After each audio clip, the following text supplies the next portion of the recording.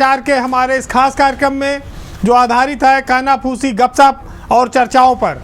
तो चलिए शुरू करते हैं पावर सेंटर।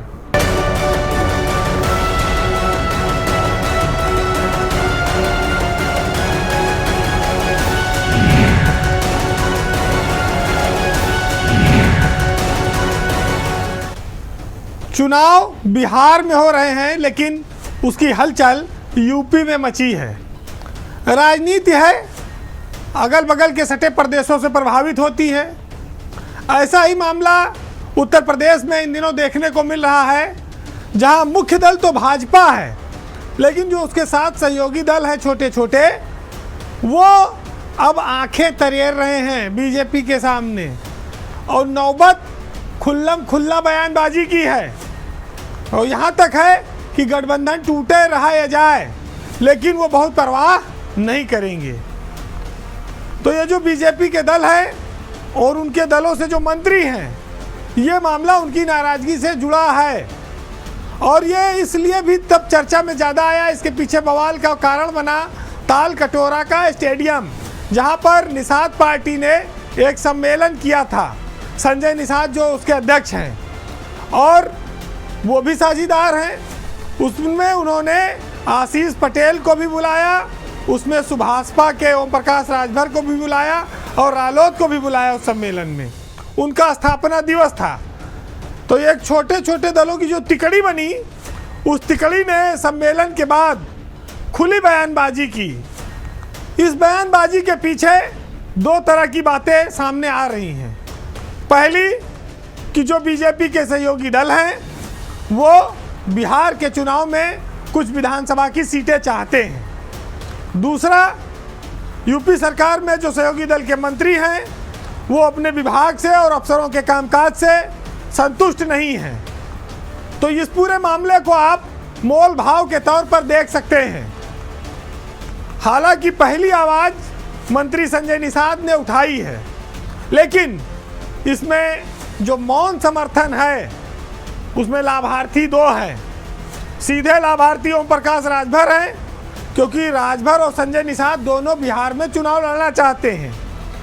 अप्रत्यक्ष लाभार्थी आशीष पटेल हैं, अपना दल, वो भी उनके साथ है, पहले भी वो बोल चुके हैं कई बार। तो करीब इन दोनों को दर्जन भर सीटों पर इन्होंने बिहार में दावा किया है। अब उस दावे के लेकर मोलतोल होगा। बीजेपी अपने कोटे से क्या इन्हें बिहार में कुछ सीटें देगी, और अगर सीटें नहीं देगी तो क्या ये मामला शांत हो पाएगा। वैसे भी लोग तो ये बात को जानते हैं कि नेता चाहे जितना गीदड़ भपकी दे, लेकिन गठबंधन तोड़ना आसान नहीं है। तो विधानसभा चुनाव अभी दूर है, मंत्री पद छोड़ना नहीं है, बयान देना है। तलखी दिखेगी, उसका परिणाम हो सकता है सुखद हो या सूखा हो, क्योंकि बिहार का जो इलाका है वो उत्तर प्रदेश के बॉर्डर से सटा हुआ है। वहाँ राजभर का भी प्रभाव है और वहाँ पर निषाद पार्टी का भी प्रभाव है। आपको याद होगा कि सन ऑफ मल्लाह के नाम से बिहार में फेमस हैं। उनकी पार्टी आई थी यहाँ यूपी में जब विधानसभा चुनाव हुआ था लड़ने के लिए। अब बीजेपी उनके खिलाफ संजय निषाद का इस्तेमाल करना चाहे तो कर ले। बीजेपी ताकतवर पार्टी है, सबसे बड़ी है, बहुमत भी है, खतरा नहीं है, लेकिन सहयोगी दलों को लेकर चलती है।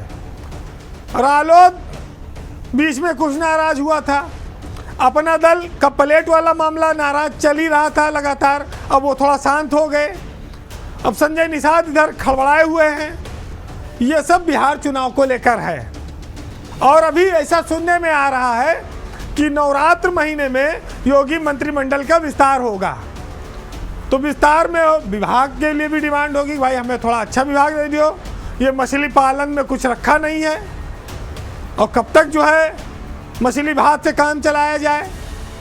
तो हो सकता है कि वो भी कारण हो। दूसरा, कुछ अपने लोगों को आयोगों में, निगमों में सेट किया जाए, क्योंकि समाज बड़ा होता जा रहा है और दावे भी बड़े हैं। तो ये सब चीज़ें आने वाले कुछ वक्त के लिए हैं जो डिमांड में हैं। अब योगी सरकार है वो टस से मस नहीं हो रही इन मांगों पर। अब केंद्रीय नेतृत्व बीजेपी का अगर हस्तक्षेप करेगा तो हो सकता है कि कुछ तस्वीर बदले और जो कुछ मायूसी छाई है उसमें कुछ ऊर्जा आए, प्रसन्नता आए, गर्माहट आए। वैसे तो योगी सरकार भ्रष्टाचार के मामले पर जीरो टॉलरेंस की बात करती है, लेकिन आईएएस अफसरों के मामले में कई बार ये जो टॉलरेंस की बात है ये टॉलरेट होकर रह जाती है। उत्तर प्रदेश में आईएएस अफसर मनमानी करते हैं, उनके ऊपर गंभीर आरोप लगता है भ्रष्टाचार के, चरित्र के, लेकिन उन पर कार्रवाई नहीं हो पाती। ये मामला आपको जानकारी में है, एनसीआर का है, जहां पर एक आईएएस अफसर की जो आशिकी है उसने बड़ा हंगामा मचाया। एम देवराज सेल्टेक्स विभाग के प्रमुख सचिव हैं, उनके ही विभाग में नोएडा में सेल्टेक्स में कमिश्नर हैं संदीप भागिया, उन पर पिछले 1 महीने से बवाल चल रहा है। वो एडिशनल कमिश्नर के पद पर नोएडा में तैनात हैं, एनसीआर से लेकर मीडिया के पेपर से लेकर भरे हैं, लेकिन संदीप भागिया पर कोई कार्रवाई नहीं हुई क्योंकि वो आईएएस अफसर हैं। उल्टे क्या हुआ, जिन महिलाओं ने आरोप लगाया था उनके खिलाफ ही जांच कमेटी बना दी गई, उनकी जांच सेटअप कर दी गई। उत्तर प्रदेश में जीएसटी विभाग का यह मामला चर्चा में बना हुआ है और महिला अधिकारियों के शोषण, उत्पीड़न और गलत व्यवहार करने के आरोप हैं। सीएम योगी को उन महिला अधिकारियों ने चिट्ठी लिखी है, लेकिन लखनऊ में बैठे अधिकारी संदीप भागिया को खुला संरक्षण दे रहे हैं। खास तौर से विभाग के मुखिया एम देवराज, जो सेल्टेक्स विभाग के भी प्रमुख सचिव हैं जीएसटी विभाग के, और देवराज की ही सह पर महिला अफसरों पर उल्टे जांच की कार्रवाई शुरू हो गई है। वैसे तो संदीप भागिया नौजवान अफसर हैं, 2018 बैच के हैं, लखनऊ में उनका घर है, आसियाना में, यहीं के रहने वाले हैं, लेकिन नोएडा में उनकी जो तैनाती हुई है वो 4 महीने लगभग हुए हैं और वो जिस तरह से काम कर रहे हैं वो देवराज से भी 10 कदम आगे हैं। वो महिलाओं के वीडियो तक बनाते हैं, वीडियो कॉल कराते हैं और जो ये कहते हैं कि अगर मेरी बात नहीं मानी तो हाथ में कटोरा थमवा दिया जाएगा, यानी कि नौकरी से हाथ धो लोगी। तो आप सोचिए कि जब अफसर का इतना दबदबा है, दबाव है, तो कौन मुंह खोलने की हिम्मत करेगा। लेकिन हर प्रेशर का एक पॉइंट होता है सैचुरेशन का, उसके बाद वो प्रेशर फट जाता है, ब्लास्ट हो जाता है। नोएडा में जीएसटी में वो प्रेशर ब्लास्ट हो चुका है। सरकार उस पर ध्यान न दे अलग बात है, क्योंकि पत्र लिखने का काम सिलसिला जारी है और इधर जिसके ऊपर आरोप है वही कह रहा है कि हम जांच कमेटी बना के जांच कराएंगे, और जांच कमेटी बनाने के 10 दिन बाद फिर वो दोबारा कमेटी के लोगों को बदल देता है, यानी कि जिसके ऊपर आरोप है वही पूरी जांच को कंट्रोल करेगा। ये कैसी निष्पक्षता है, ये कैसी पारदर्शी सिस्टम है, अब आप खुद अंदाजा लगाइए। संदीप भागिया महिलाओं के मामले में चौतरफा घिर गए हैं। 8 अगस्त से लेकर सरकार ने अब तक उन पर कोई कार्रवाई नहीं की है, सिर्फ इसलिए कि वो एक आईएएस अफसर हैं और विभाग के जो प्रमुख सचिव हैं एम देवराज के चहेते हैं। आपको एक जानकारी और बता दें कि अभी तक सेल्टेक्स विभाग में एडिशनल कमिश्नर के रूप में आईएएस अफसरों की तैनाती नहीं होती थी। तो क्या उत्तर प्रदेश में इतना थोक के भाव में आईएएस अफसर होंगे, फालतू हैं कि जिस विभाग में चाहो वहां लगा दो, जो काम विभागीय एडिशनल कमिश्नर करते थे। जब सब जगह आईएएस अफसर बैठा दोगे तो विभाग में काम करने वाले अफसरों की जरूरत क्या रह जाएगी। और जो सरकार ने प्रमोशन का तंत्र बनाया है, फिर ये प्रमोशन किसके लिए छोड़ोगे जब वहां पर वो बैठ ही ना पाएंगे। बड़ी विचित्र स्थिति पैदा कर दी अफसरों ने ये कहानियां बना बना कर। लेकिन गंदी बात, घूरना, महिलाओं एक नहीं दर्जनों लिखकर नाम दे रही हैं और तब भी यहाँ पर कार्रवाई नहीं हो रही है। कार्रवाई अभी देखिए कोई दूसरा छोटा मोटा कर्मचारी होता तो उसको बलिक बकरा बना के तुरंत गर्दन रेत दी जाती। लेकिन चूंकि यहाँ बड़े अफसरों का मामला है, इसलिए पक्षपात हो रहा है। निष्पक्षता की बात करने वाले पूरी तरह से पर्दे के पीछे से खेल कर रहे हैं। आरोप चाहे जितने गंभीर प्रकृति के हैं, ब्यूरोक्रेसी में उनके आका उनके ऊपर हाथ रखे हुए हैं। किन कारणों से? क्या भाई कोई रिश्तेदारी है, या कोई जातिगत मामला है, या कोई व्यक्तिगत मामला है? इस तरह के मामलों में हाई लेवल पर कमेटी है, और पहले तो सरकार ये करती है कि उस अफसर का तबादला करती है, जिससे कि जांच निष्पक्ष तौर पर चले। लेकिन यहाँ पर इसका भी अभाव है। तो आप देखिए कि पारदर्शी सिस्टम और न्याय की बात करने वाले लोग दर पे दर, कदम दर कदम अन्याय करते जा रहे हैं और सरकार को गुमराह करते जा रहे हैं, और लोग शोषण कर रहे हैं, चिल्ला रहे हैं, लोगों की आवाज नहीं सुनी जा रही है। अब खबर उत्तर प्रदेश के पुलिस महकमे से है, आईपीएस अफसरों से जुड़ी हुई है। उत्तर प्रदेश में जो पुराने डीजीपी थे प्रशांत कुमार, उनको रिटायर हुए 4 महीना बीत चुका है। वो 1.5 साल से ज़्यादा डीजीपी के पद पर रहे, कार्यवाहक रहे, योगी सरकार के बहुत भरोसेमंद और खास रहे। लेकिन अब नए डीजीपी आ चुके हैं, राजीव कृष्णा। जब से वो आए तब से कुछ माहौल डीजीपी हेडक्वार्टर का बदला। लोग ये उम्मीद भी लगाए हैं तब से कि जो बनबास काट रहे अफसर हैं उनके दिन बहुरेंगे। इसमें कुछ नई चीज़ें शुरू भी हुई और लोगों को दिखना भी शुरू हुई। अब उसका परिणाम इकट्ठे तो सब आ नहीं जाएगा, धीरे धीरे आएगा, इसकी उम्मीद है। लेकिन हम आपको इसकी शुरुआत बताते हैं। जय नारायण सिंह जो 1994 बैच के आईपीएस अफसर हैं, सीतापुर पुलिस ट्रेनिंग सेंटर में थे जय नारायण सिंह, उनको अब एडीजी पावर कारपोरेशन बनाकर लखनऊ लाया गया है। उनकी वापसी हुई तो एक अफसर का वनवास खत्म हो गया। जय नारायण सिंह उत्तर प्रदेश में खांटी ईमानदार आईपीएस अफसरों में गिने जाते हैं। ये जरूर है कि पिछले कार्यकाल में उनके दुश्मनों ने मौका पाकर उनको पुलिस ट्रेनिंग सेंटर में सीतापुर में भिजवा दिया। 1 साल के भीतर वो वापसी करने में कामयाब रहे, वो थोड़ा लकी भी है इस मामले में। नए डीजीपी ने इससे पहले आरके सोलकार जो सीतापुर में थे पुलिस ट्रेनिंग सेंटर में, उनको भी लाकर एडीजी पीएससी बनाया था। आरके सोलकार की भी किस्मत जल्दी चमकी राजीव कृष्णा के आने के बाद से। तो एक शुरुआत हुई धीरे धीरे, लेकिन अभी गति जो है वो थोड़ी धीमी है। अभी थोड़ी इसको और तेज करना पड़ेगा, क्योंकि यूपी में डीजी और एडीजी रैंक में कई सीनियर आईपीएस अफसर ऐसे हैं जो अभी भी काला पानी की सज़ा काट रहे हैं। सीतापुर में जो गया वो साल भर के भीतर वापसी कर लिया, चाहे आरके सोलकार हो, चाहे जय नारायण सिंह हो, और अब वहाँ पर गए हैं विजय सिंह मीना। उनको भेज दिया गया लखनऊ से कि चलो उधर पीएससी में। लेकिन अभी पुलिस महकमे में बहुत कुछ होना बाकी है, क्योंकि अब व्यवस्था बदल गई है और मुख्यमंत्री को भी नए अफसरों का चयन करना है, क्योंकि कई सारे डीजी रैंक के अफसर रिटायर हो गए, प्रमोट होकर कई एडीजी डीजी बन गए।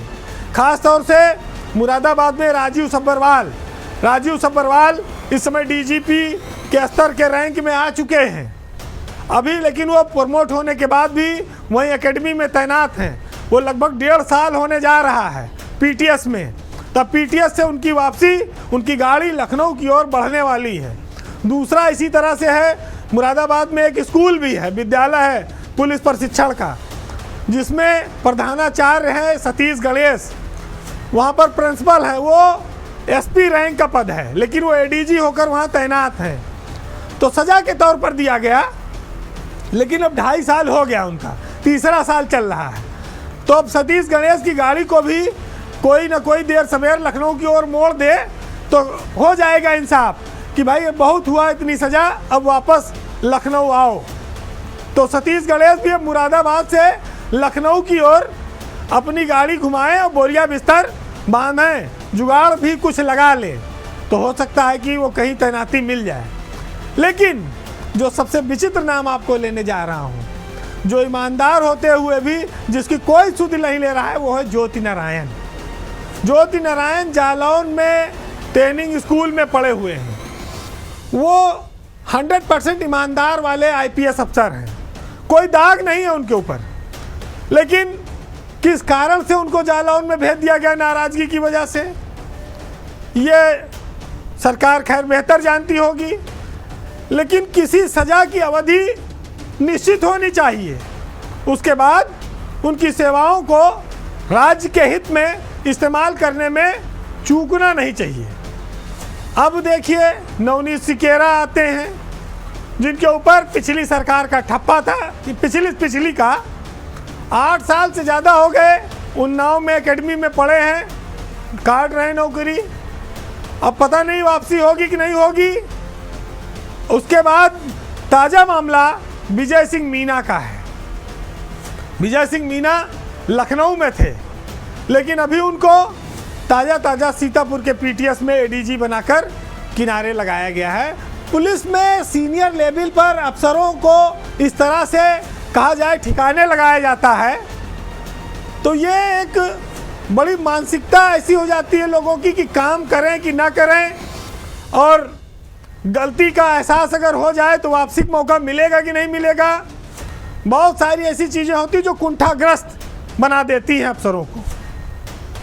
पुलिस के ट्रेनिंग सेंटर और एकेडमी आप ये कह सकते हैं कि एडीजी और डीजी लेवल के अफसरों के लिए कब्रगाह की तरह हो गए हैं।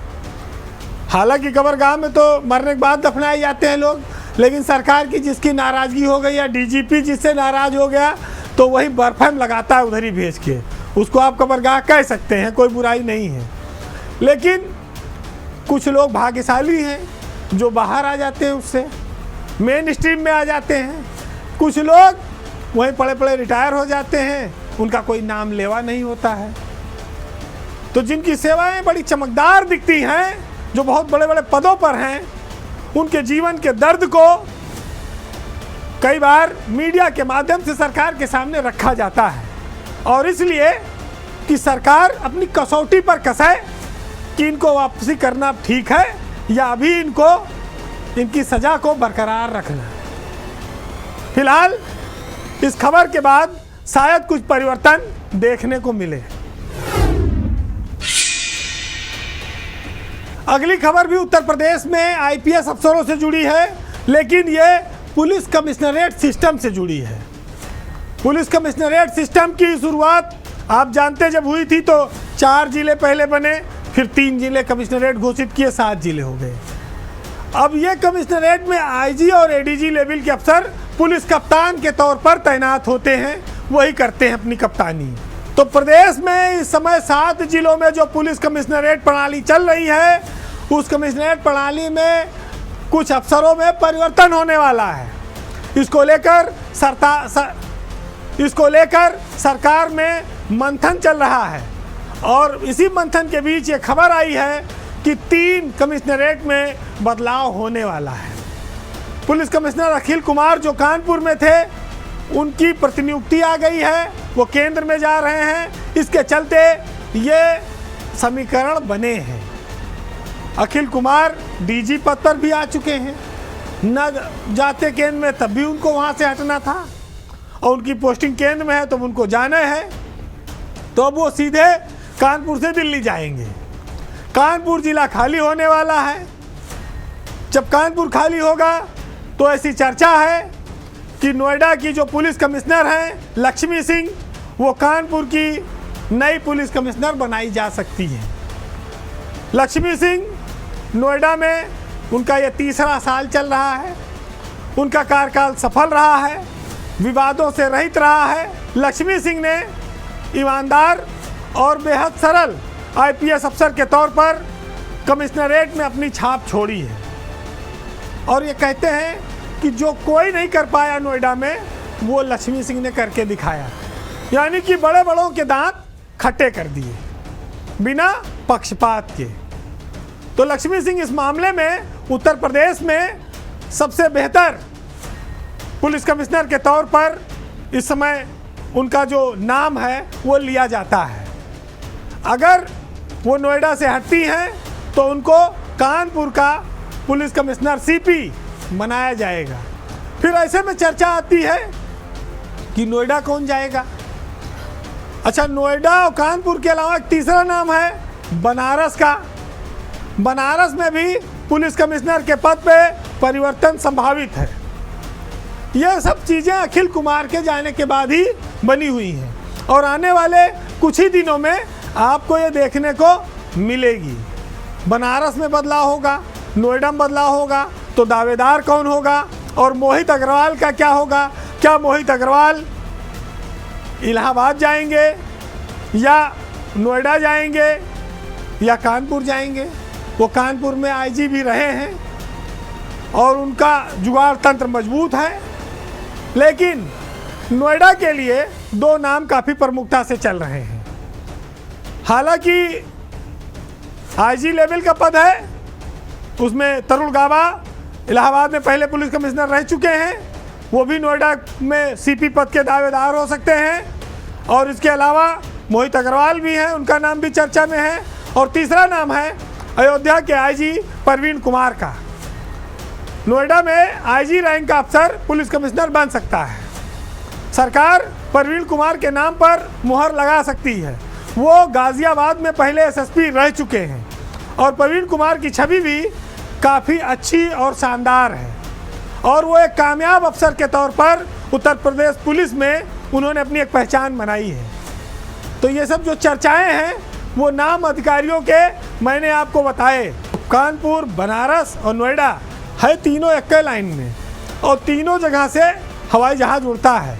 बनारस से भी सीधे दिल्ली जाओ, कानपुर से भी दिल्ली जाने की व्यवस्था है जहाज़ की, और नोएडा तो खैर अब तो जेवर और दिल्ली सब करीब है।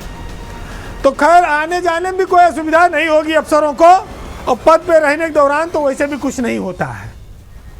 फिलहाल आज के पावर सेंटर में इतना ही। आज हम जाते जाते आपको कुछ सामाजिक व्यवस्था में जो सबकी जिम्मेदारियां हैं उनके बारे में बताकर जाएंगे।